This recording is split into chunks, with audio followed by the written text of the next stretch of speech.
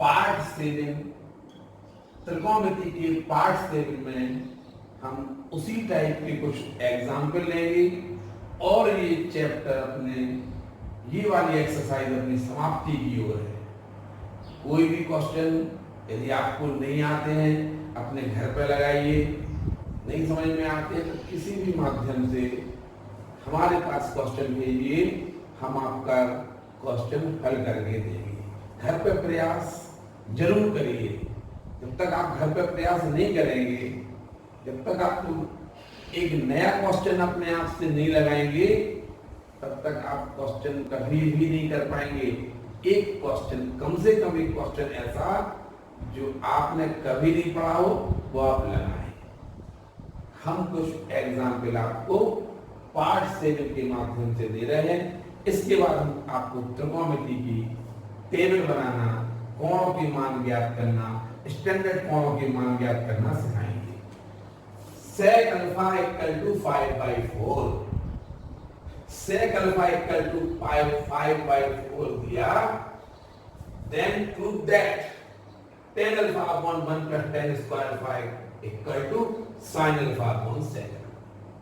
हमको sec alpha की value दी है, लेफ्ट हैंड के लिए लेफ्ट हैंड साइड को प्रूव करने के लिए हमें tan अल्फा की वैल्यू चाहिए और राइट हैंड साइड की वैल्यू निकालने के लिए हमें sin अल्फा और sec अल्फा की वैल्यू चाहिए।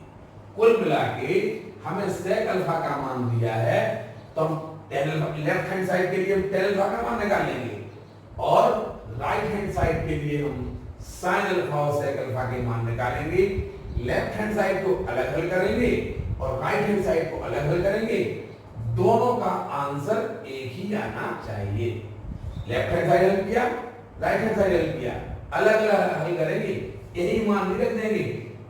क्या इस तरफ मान रख दिया, इस तरफ मान, ऐसा नहीं करेंगे।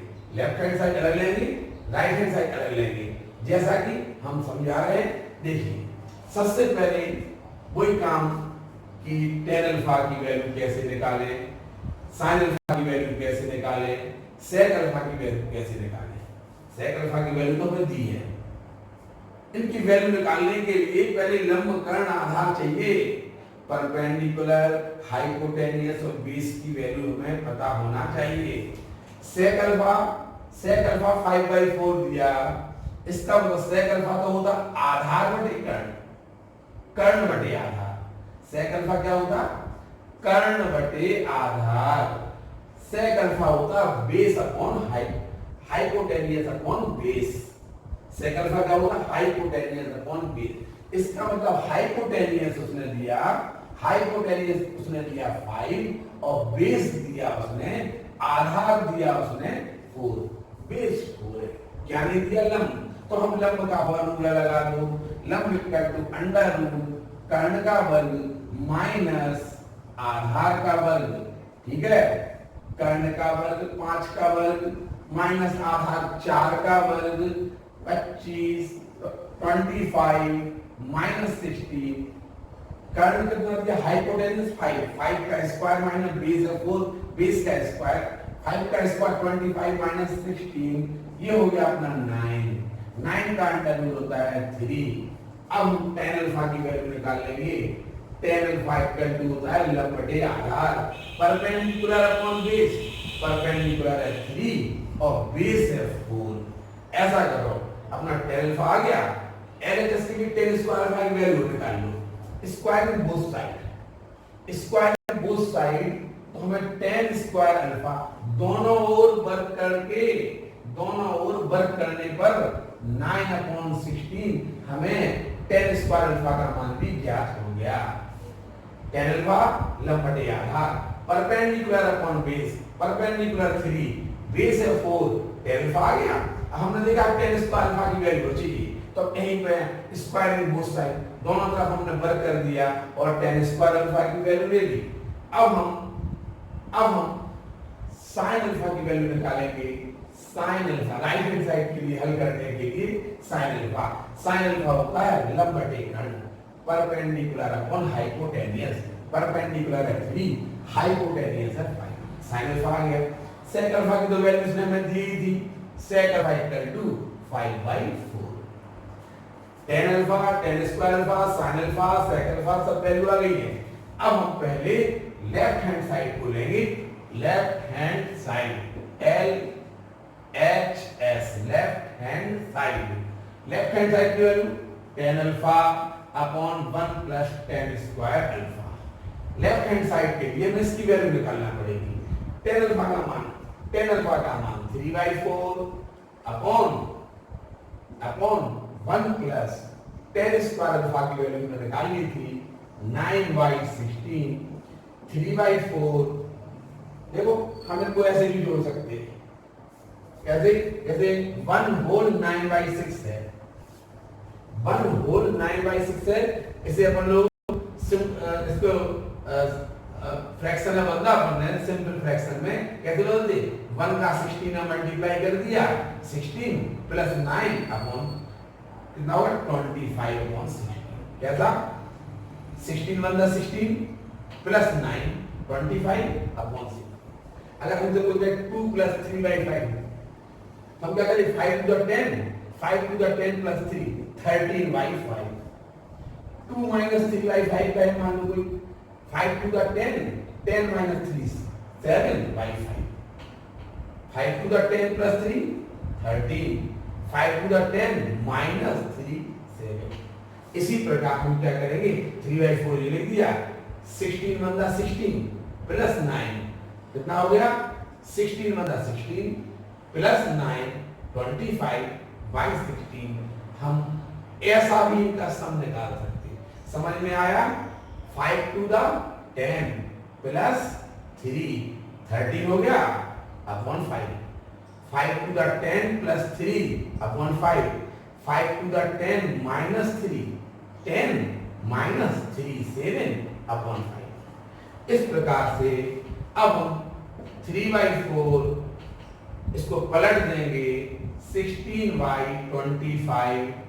4 से 16, 4 बार 4 4 16 और ये 3 into 4 12 अपॉन 25।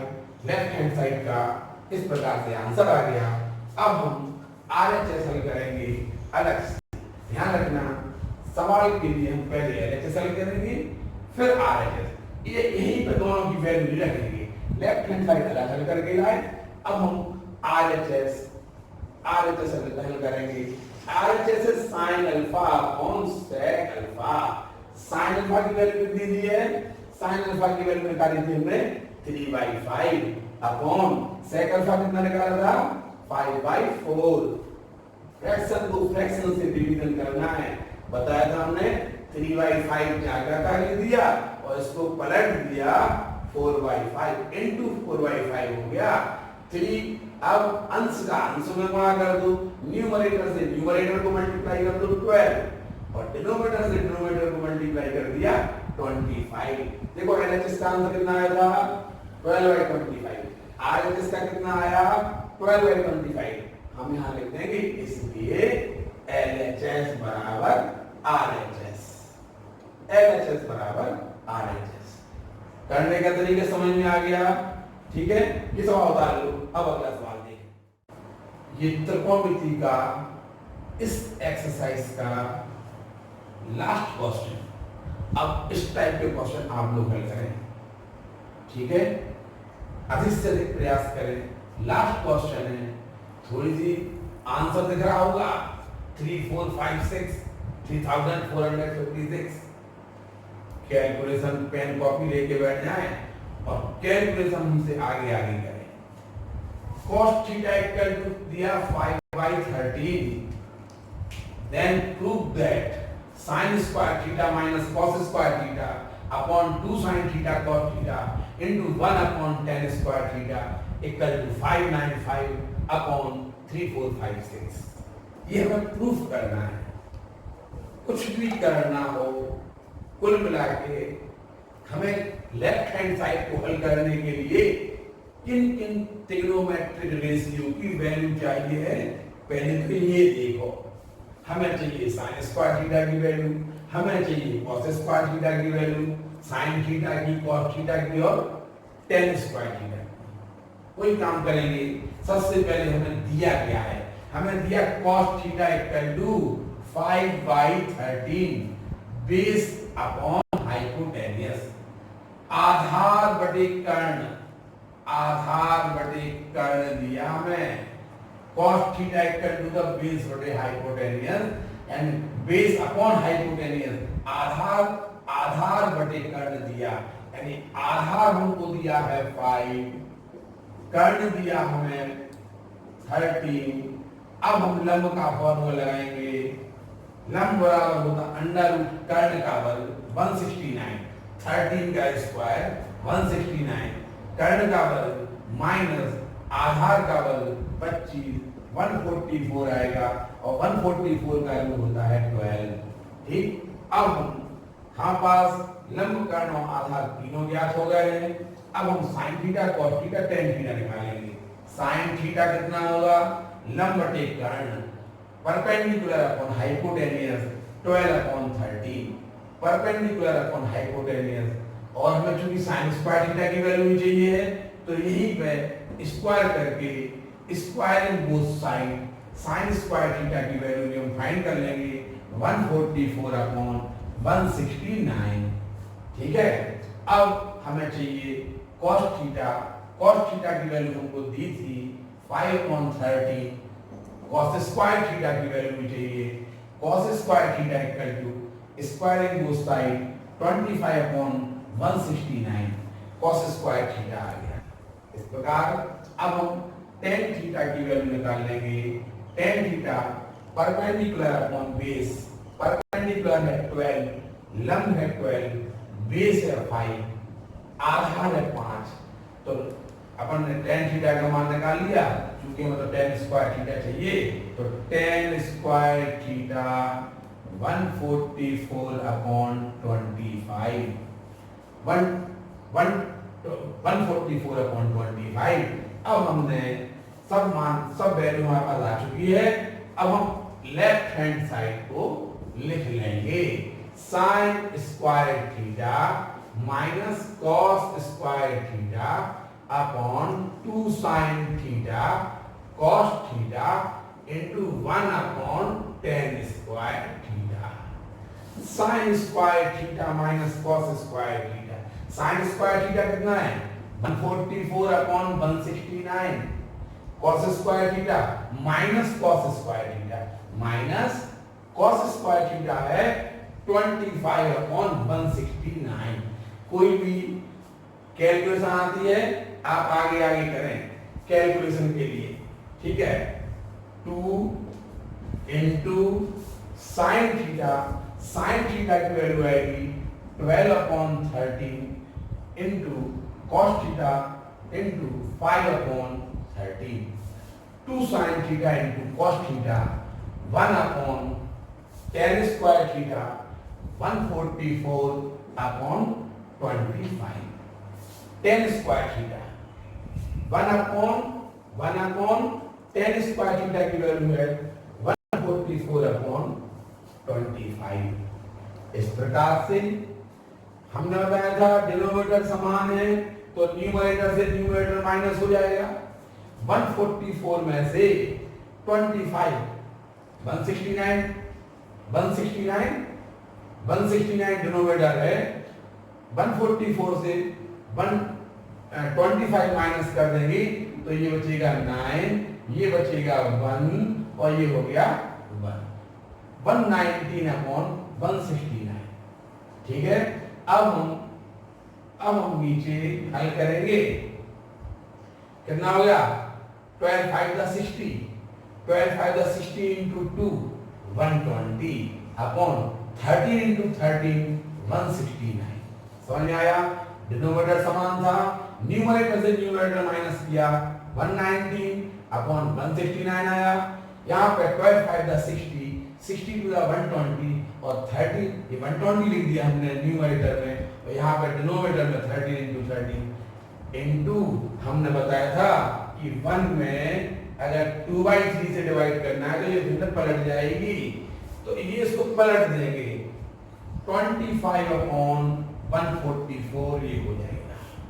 यहाँ पे चाहो तो ऐसे डायरेक्ट दूसरे नंबर से चौथे नंबर वाला जी कट रहा हो तो काट दो, हमने काट दिया। दूसरे नंबर वाले से चौथे नंबर वाला कट रहा था, काट सकते।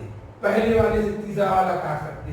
जबरदस्ती का हमसे पलटे, इसको पलट के ऊपर ले जाके फिर काटते, ठीक है, टाइम बर्बाद होता है। इसलिए हमने सीधा हर प्रकार के कैलकुलेशन करना सीखना चाहिए। हम ऐसे नहीं कक्षा 1 में पढ़ रहे हो इस टाइप से इसको पलट दो फिर लाओ, दूसरे से चौथा कर सकता, पहले से तीसरा कर सकता। ध्यान रखना आज की बात। 120 इंटू 25 अपॉन 144, 5 से काट, 5 से ये करें, 5 5 का 25, 5 टू द 10, 2 आया, 5 4 द 20, ठीक है ना। अब हम कुछ नहीं करेंगे, 119 का मल्टीप्लाई कर देंगे 5 में, क्योंकि यहाँ पे बचा 119 अपॉन 24 बचा, और यहाँ पे बचा 5 अपॉन 144। अब हम क्या करेंगे, दो फ्रैक्शन का मल्टीप्लाई करना है, न्यूमरेटर का न्यूमरेटर से मल्टीप्लाई करेंगे तो आ जाएगा 119 का 5 में मल्टीप्लाई करेंगे तो आ जाएगा इतना, करके देख लेना। और डिनोमिनेटर का डिनोमिनेटर मल्टीप्लाई करेंगे तो आ जाएगा इतना। इस प्रकार से हमारा ये सिद्ध हो जाएगा। इतने इक्वल टू, ये इतना सिद्ध करना था, मल्टीप्लाई तो कर लोगे ना, इसका ऐसा मल्टीप्लाई करना यही आएगा, इसका ऐसा मल्टीप्लाई करना यही आएगा। क्वेश्चन को सिद्ध होना है कि नहीं, कैलकुलेशन सही है ना, 100% यही आएगा। इस प्रकार से हमारा त्रिकोणमिति का ये वाला पोर्शन समाप्त होता है। अगले पार्ट में अच्छी तरह से टेबल बनाना बताएंगे हम, उसको बहुत अच्छी तरह से बनाना, ये हमारे जीवन भर काम आती है। धन्यवाद।